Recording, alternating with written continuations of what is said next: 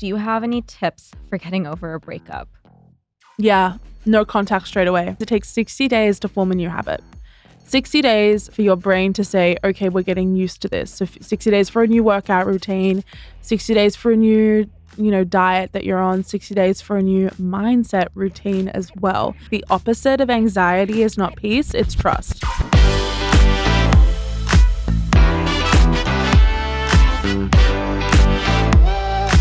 Okay, so this is your second time on the podcast, and I'm so happy to have you back here because I feel like we were just talking on your podcast about like how much things have grown for Array, but like you now have a second podcast.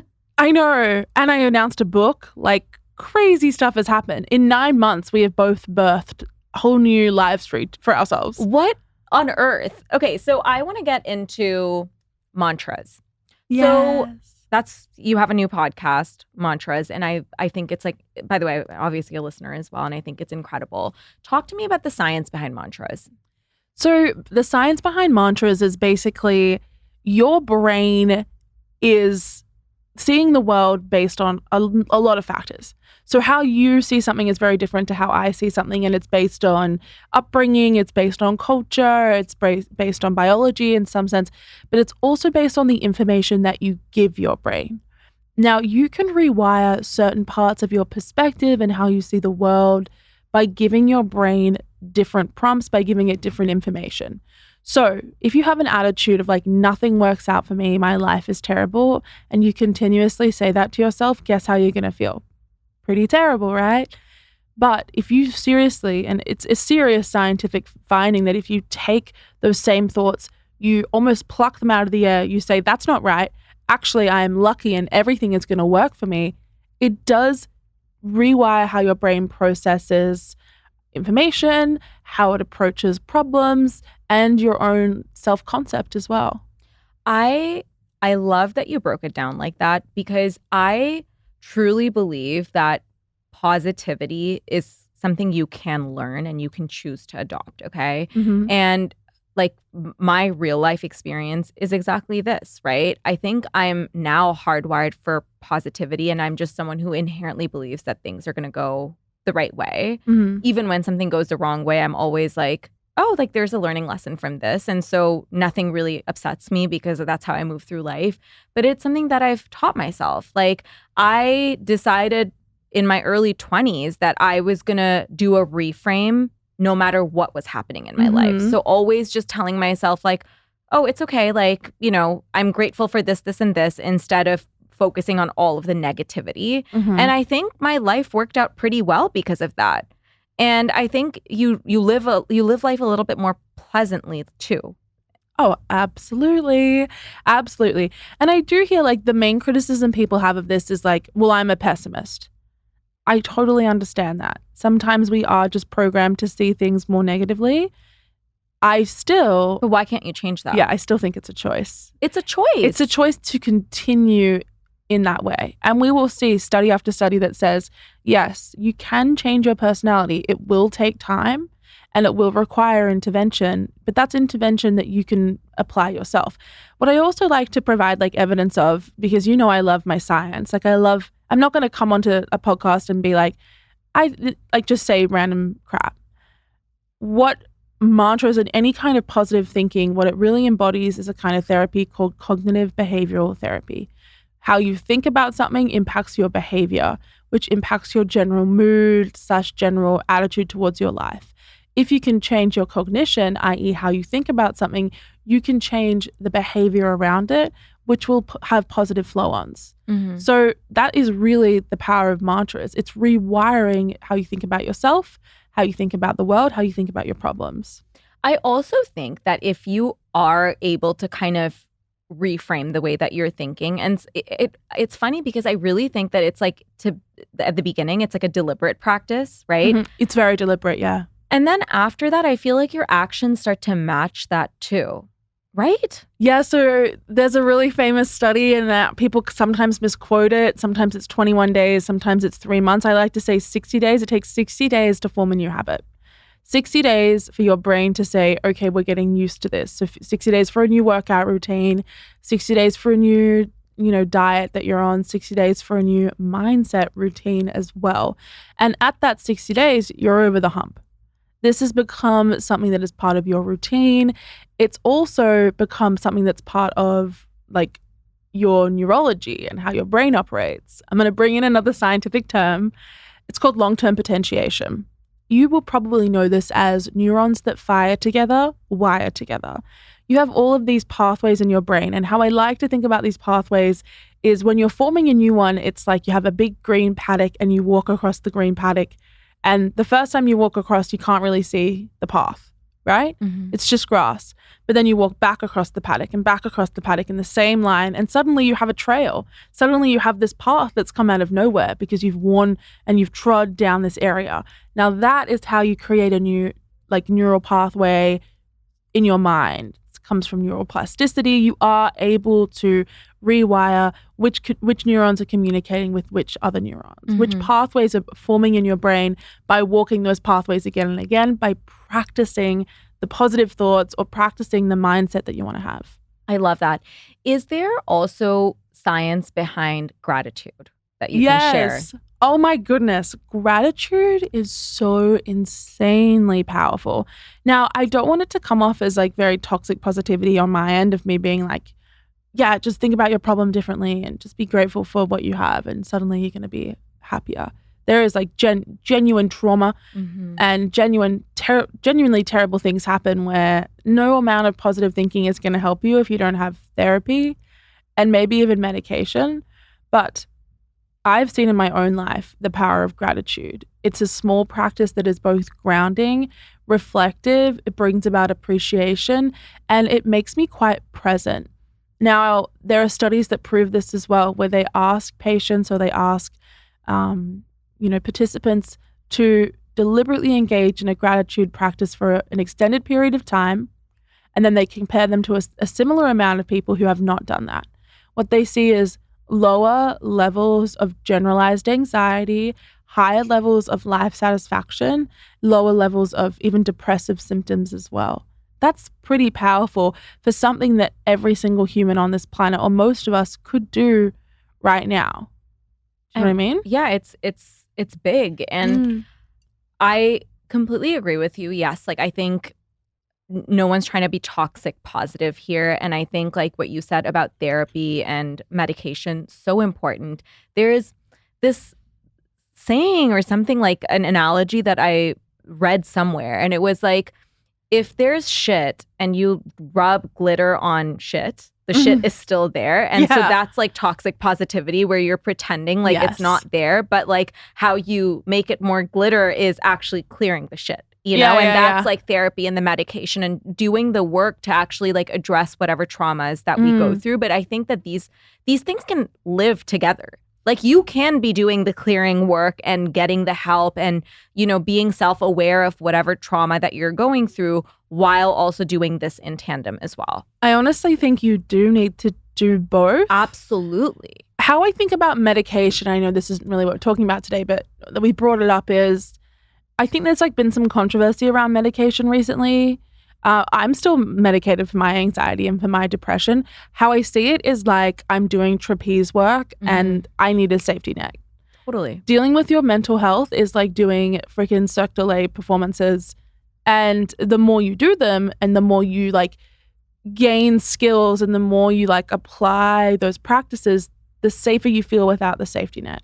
So that one day maybe you won't need the medication because you've learned how to jump from those high points and catch that tiny railing, how you've learned to face a really extreme setback and not completely crumble, how you've learned to face a really socially anxious situation and not leave.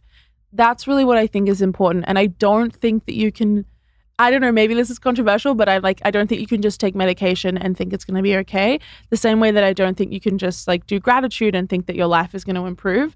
There is a unique combination for everyone that brings them to their best self. I love that. And I agree with you. I think no matter what it is you're doing, for me, it's not medication, but I have a life coach to move through whatever, things that I'm dealing with are, and I think that that's a really important thing that I have to continuously get better and make the leaps that I want to make, Yeah, exactly. And it is whatever works for you as well. Exactly. So you did a post on what ifs, okay? And since we are talking about, things like basically like spiraling sometimes that people do, can you talk a little bit more about the concept of what ifs? So what if thinking is anxious thinking? It just is. Mm-hmm. And I had a therapist once tell me like the easiest way to tell if a what if thought, the easiest way to tell if a thought is an anxious thought is if it starts with what if. What if I do this and no one likes me? What if the worst case scenario happens? What if everyone's disappointed in me? What if I lose them? What if I lose myself? All of these statements, if they start with what if, it's not happening right now, because then it would be this is happening. Like anything that starts with when, if, like those are all you trying to fortune tell, trying to tell the future, trying to work out like some way that you can be certain in life. The unfortunate thing is that you can't. I used to find so much distress almost in not being able to tell how things were going to work out. And then I realized that like that's actually the important part. It was designed this way because if you could constantly tell what was going to happen, you could tell how something was going to work out. Do you know what you would be feeling instead of anxious? So bored. You'd be so bored. I do still think that the what if thinking doesn't just go away when you hear that. You can have any explanation that you want and it can still be there. So what I do is I lean in to the what if thoughts. I'm like, okay, if I'm going to have these thoughts, because this is how my brain naturally works, I'm going to turn the what ifs into what if the best case scenario happens.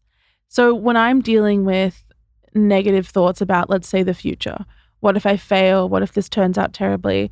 I deliberately almost look at myself in the mirror. Sometimes I will say it out and I will force myself to list as many positive things that could happen. What if I become incredibly successful? What if I meet an amazing new community? What if it all works out perfectly? So you start giving yourself like the golden what ifs instead of just like the dark what ifs. I love that. And it's funny because I actually do something similar as well. Like I'll add. So I'm a big journaler. Okay. That's kind of like how I process. I've been journaling every day for like 10 years now. And when I have irrational what if thoughts, something that I do is I speak to myself in my journal like I'm speaking to my best friend. Oh, I love that. So I'll ask myself, like, why are you so upset? Like, what's like bothering you right now? And then like, I'll write and then I'll be like, I'll like rationalize with myself like I would rationalize with my best friend. Because, if your best friend is spiraling, I feel like they're saying all kinds of crap, right? Like, oh, my boss wants to have a meeting with me. It must mean I'm getting fired. Yeah. And then you like rationalize, like, are you like, really? Like, then you start to find evidence for it as well. Exactly. Like, and then this happened and this happened. Yeah. So, I think like when you are able to rationalize with yourself, at least that's like the first step to like knowing that like, okay, maybe we're spiraling a little bit. Yeah. And then I love the what if this happens and like it all works out. And I think also finding evidence for the times when things have gone right in your life. And if it's something that you've not done successfully, then like it going right for other people. Yes. I feel love like that. that's like a nice thing as well. So yeah, I think it's like such a powerful way, like what you're saying, to battle those anxious thoughts because we all have them. Yeah, we do.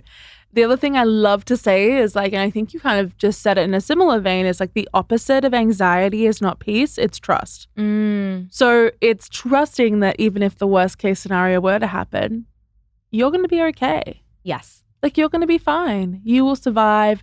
You are capable. You'll make it through. We also have this thing as humans called effective forecasting, which basically talks about how we always imagine emotions to be more intense in the future than they'll ever be.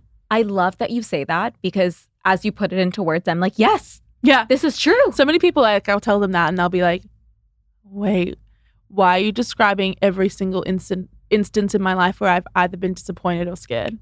Like, it's funny because you you make it out to be so much worse than it is in the past. But then when you're in it, you just realize that you have the strength to overcome it.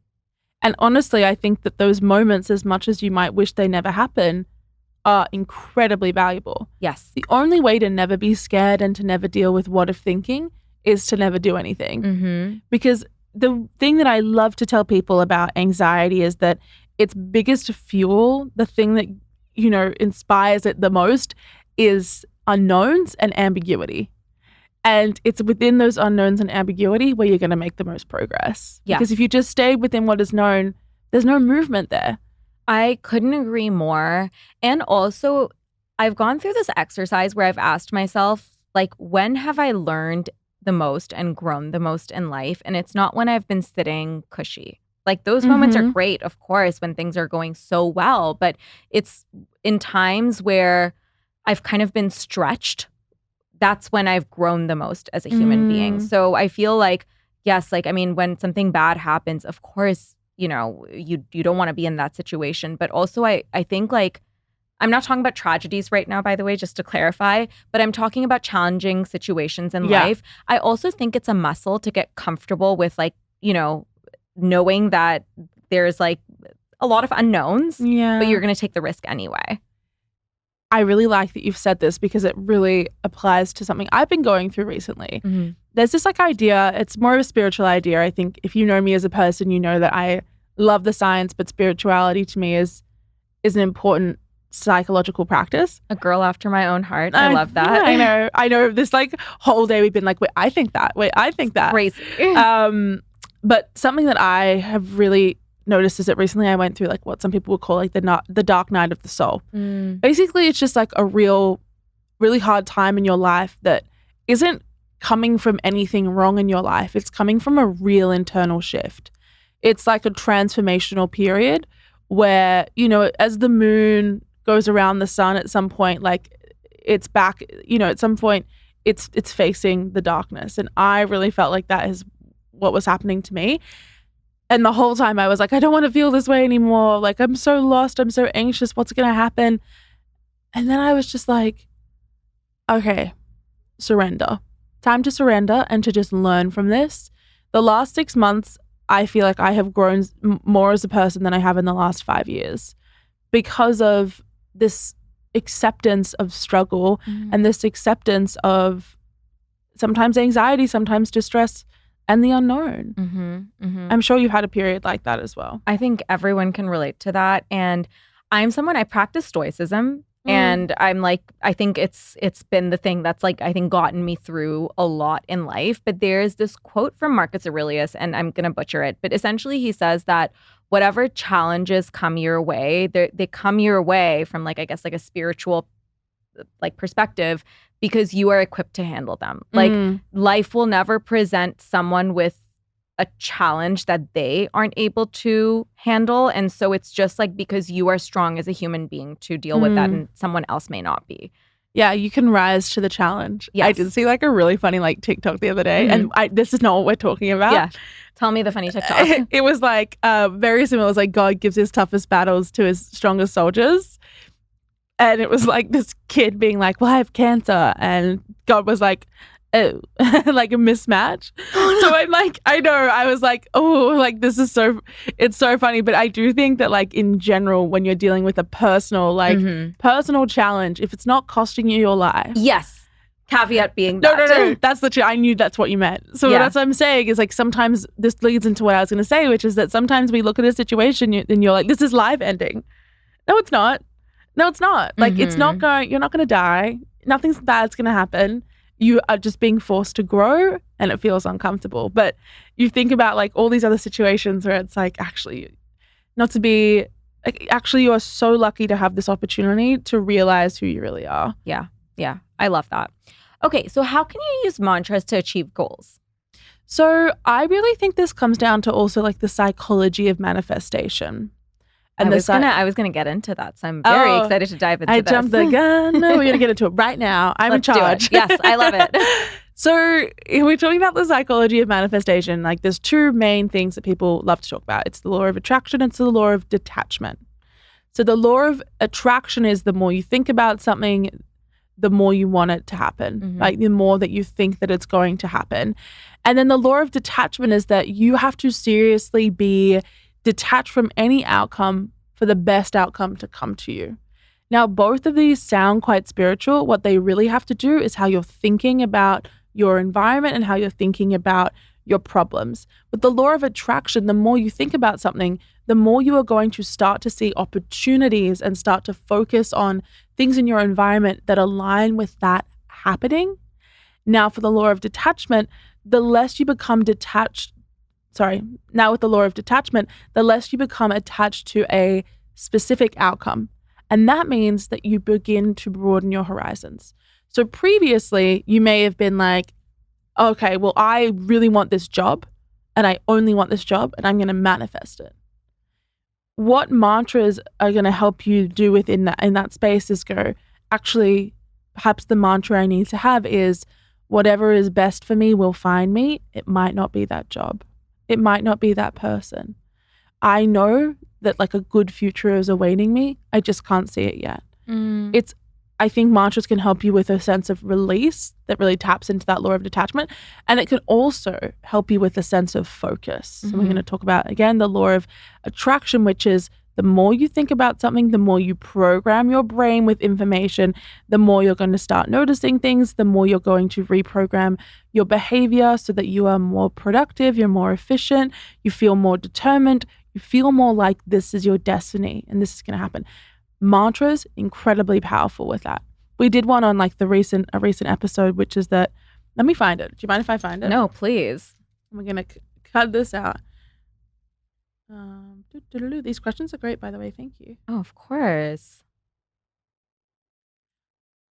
We actually did a mantra recently on the podcast that was, I am worthy of success and I will achieve my goals. And really what that was about was, okay, acknowledging that, yeah, why not you? If there is anyone who is worthy of this, it can be you. And when you reprogram your brain using mantras and you feed it that constant information, you ground yourself into that information, all those doubts that you previously have start to be silenced by a deeper sense of not so much like arrogance, but assurance in your goals. I am meant to have this. This is who I'm meant to be because I believe it. You know what's really interesting about mantras? Have you read the book Atomic Habits? Yeah, I love James Clear. He's great. I like that book I read years ago, and I feel like it was like one of those like life-changing things. It really was. You know how he talks about making an identity shift? Yes. And like, for example, like the people who are trying to stop smoking, like when they, like they have to inherently change how they view themselves. Yes. I feel like that's kind of what mantras are. It gives you this new piece of information that now you're kind of attaching to. Yes. And you're able to kind of shift your identity that way. So I always say this to people, goals are negotiable. Your sense of self is not.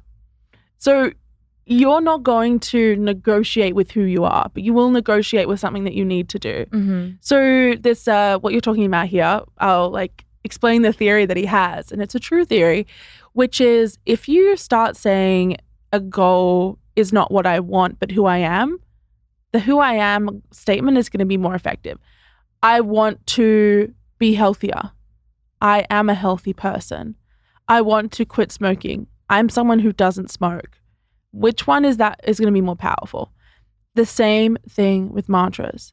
It really taps into this core part of us as humans, which is that we are somewhat like selfish.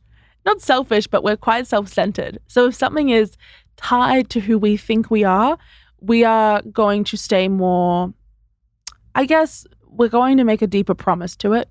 We are going to hold more tightly onto it. And this is where this power from mantras or from goals that lie in identity formation, like that's where it really comes from. I love that.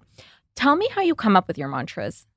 So, yeah, I do a new one every single week. And what people will begin to notice is that, yes, I'm putting them out into the world for you to listen to. It's really what I need to hear. Like, I did one recently that was, I cultivate peace within. And that was really a selfish one where I was like, maybe I just want to be able to say the words I need to hear to myself. And something that I do as a practice, even without the podcast, is I really do talk to myself out loud. And people are surprised to hear that, considering I talk to myself on 2 podcasts every single week. But no, I really do. Like if I'm really feeling terrible, why am I just going to think it? I have such a problem with over intellectualizing my problems that I've really started to make it more of a tangible action of speaking them out loud. So, the one about I cultivate peace within, that was when I really needed a sense of like inner sanctuary. I did one the other day, which was I make the best decisions with what I know now. Again, like I'm at this real turning point in my life, and that's what I needed to be reminded of. Perhaps it gives me an excuse to go and do the research myself so that I, have a reason to do it that doesn't just, it makes me feel more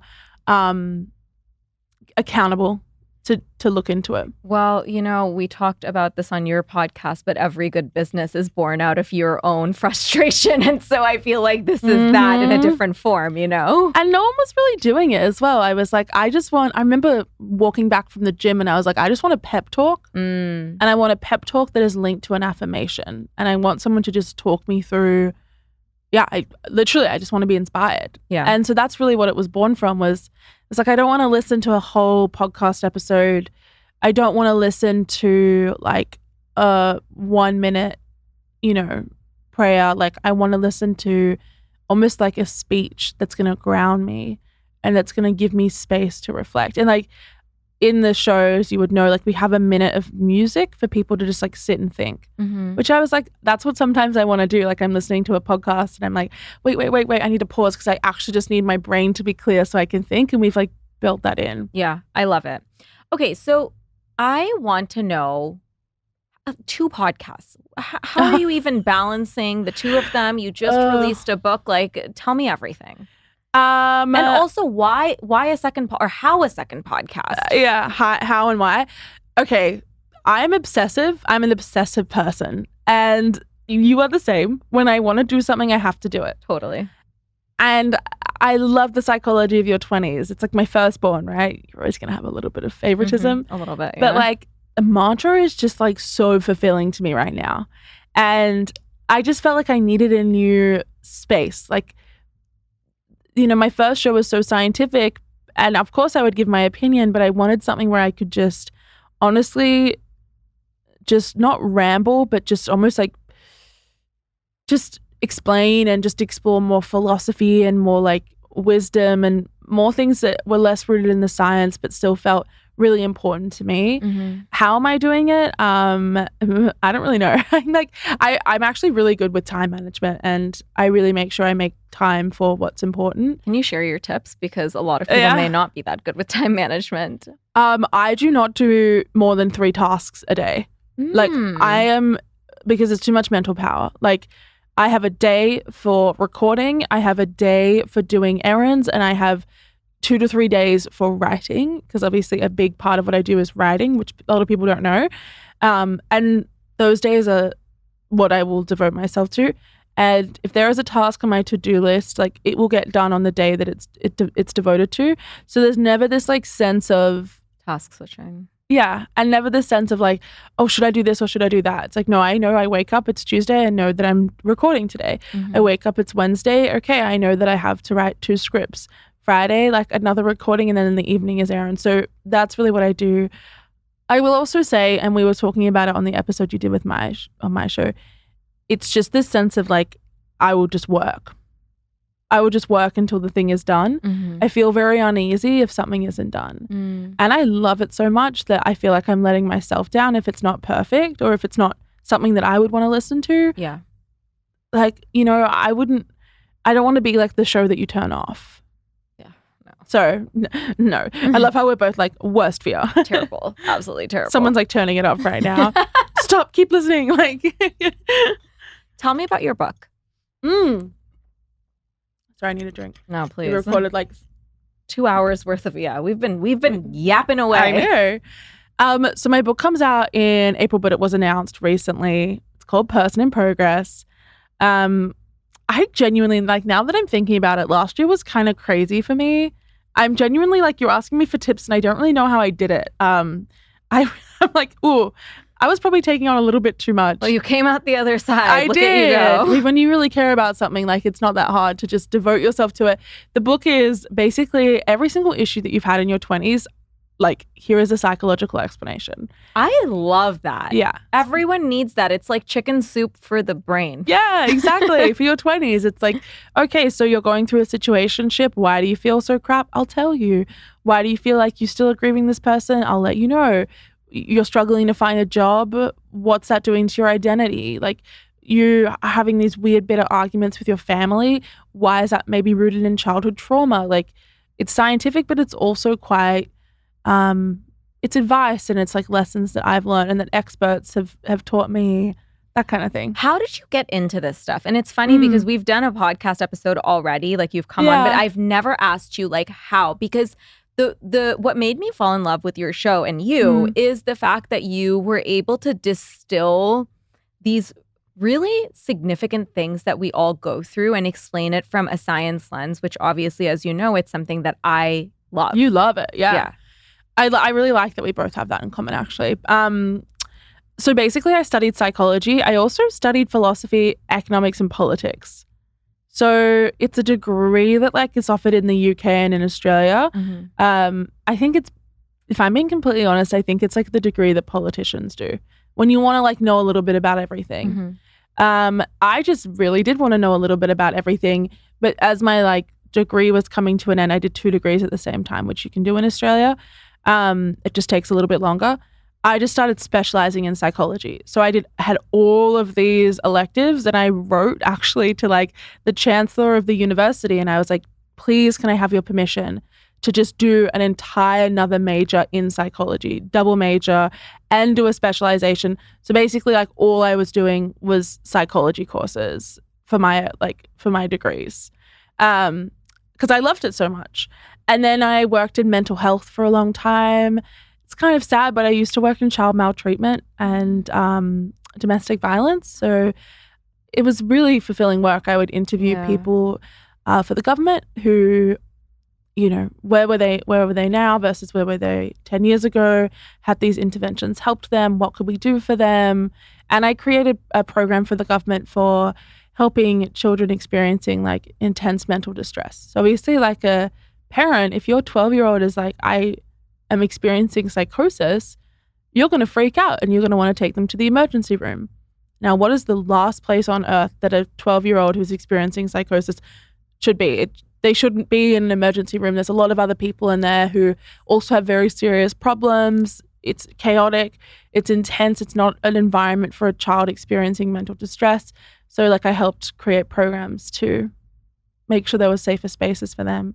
And then while I was doing it, I was doing the podcast because obviously I was just like so obsessed with the science. And it just started taking off. And I was literally about to start my master's, and I was like, okay, I need to put this on hold because you've kind of got to make hay when the sun is shining. I'll definitely go back and do it because I was like all ready to go. I was like, I'm ready to get into this. And then suddenly it was like, oh, this big thing has happened and I can't do both at the same time. So I will say, like, I think with your 20s, like it's sacrifice. Yes, 100%. You can do it all. But you can't do it all at once. Oh, man. Oh, man. It's true. It's true. Okay, so I want to leave some time for audience questions. The first one is, do you have any tips for getting over a breakup? Yeah. No contact straight away. Really? 100%. Unless you have children or unless you have like a property settlement. Why? Why is because every time you continue to contact that person, you continue to message them, hang out, see them, that is just your brain just being like, oh, they're still around? Okay, grief. We can't start the grief yet. Oh, like they're still here? It's just keeping them as an active character in your mind. So you can't let it go. You can't move on. I also think that it's just a very easy way to make them still accessible to you in a way that maybe you don't want them to be accessible to you anymore. You know, this person you did used to share a beautiful life with, that's really sad. That's really hard. At some point, you will have to enter the hard parts of grief. And I don't think you can pass through them without not seeing this person and going no contact and realizing that your life is just as big as important with and without them in it, specifically now without them. So I have a question, and I don't know if there is a psychology-based Mm. answer you can give me, but is there an amount of time that you need to grieve before you are able to psychologically move on from someone? I can talk about 2 studies about this actually. Oh my God. Now, let's say this. Jemma! I know I don't know where how I remember these, but they're always in my head. Okay. So, yes and no. Yes, there have been 2 studies that have given us exact numbers. Tell us the exact numbers. Well, those exact numbers are different. So I think that also points to the fact that it's going to differ for everyone. Mm-hmm. I think when you aren't looking for the things that you have found in your previous partner and someone new, then you're good to go. Like, you can't be looking for a relationship just to relieve the pain. That's my personal opinion. One study said around the 3-month mark. So I think it was around 91 days is when you start to feel better. That was for people in university who had been with their partners for between 6 months to like 18 months. Mm-hmm. Then we had divorcees. Much longer. Much longer. I think it was, I can't exactly remember, but I think it was around the 2 to 3 year mark was when, Really? yeah, a divorce is like, it is. Yeah, I mean, your lives are really intertwined. Yeah, Obviously. It's very emotionally different, yeah. traumatic. Like, I've been with my partner for like 3-4 years. Like, I couldn't imagine detangling our lives, and we're not even married yet. Yeah. Imagine if you were. So what I will say to this is, you will hear a lot of numbers. You will also feel when it's right. And like, you will feel it. Did you, like, I don't know, like in previous, I guess you've been with Nish for a long time. 13 years. Yeah. So yeah, I'm like, maybe it doesn't apply, but I just remember being like I'm sure it does. You like, obviously, like every other like relation, like boyfriend that I had was like very short lived before this, because Nish and I started to date when we were like, I don't know, like 21. So it's like very young. But yeah, like, I mean, I think everyone can remember like a stage in a previous, like obviously when you're going through it, you're like really in the trenches and you don't even, you can't even imagine when it's going to get better. But like, I like to look for evidence in the past and like know that like you will come out of it at some point, you know? And listen to like podcasts about it, listen to other people speak about it. I will also say breakups are an incredibly sacred experience in my mind. My podcast started after a breakup. I moved to Sydney after another breakup. All of them have been major points of transformation. So use this time as a time to transform. What are you going to focus on? What are you going to work on? What is going to make you feel more like you, more like someone that this person, they ran into tomorrow, they wouldn't recognize? Like, you have a life that they haven't touched yet. That's what I used to always focus on in breakups. I love that. That's really nice. I think people can, like, hopefully it helps this person. Okay, so we have time for only one more audience question because we have been yapping away. We've been chatting. Okay, so someone is asking, and it's funny because this was your question or the answer that I gave to you, similar, was they want to travel to Europe, but they're too afraid to go solo. Any advice? I would say start small. So do a small trip first. If the problem is that you're worried about being alone for that period of time, I do think you can learn to be alone. I do think you can get better at being alone. So do a weekend trip first. Literally do a day hike where it's just you for the whole day. Do a weekend trip, maybe do a 3-4 day trip, literally to the next town over. Literally find somewhere with a $50 flight, take 7, whatever the check-in luggage is. In Australia, it's 7 kilos max. And then with the European thing, let me say that again, with the European thing. And with the Europe thing, I really want to give you confidence in the fact that you will meet friends. You will meet friends, you will meet people, you will not be alone. And you know what?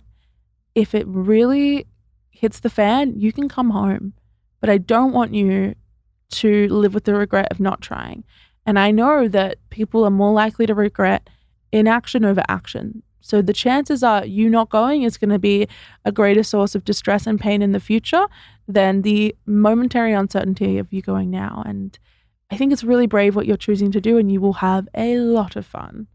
I love that. Thank you for being here, Jemma. Tell everyone where they can find you. So you can listen to Mantra or The Psychology of Your 20s on Spotify, Apple, wherever you get your podcasts. And you can follow me at Jemma Sbeg. I'd love to hear from you. Thank you so much for being here. Thank you.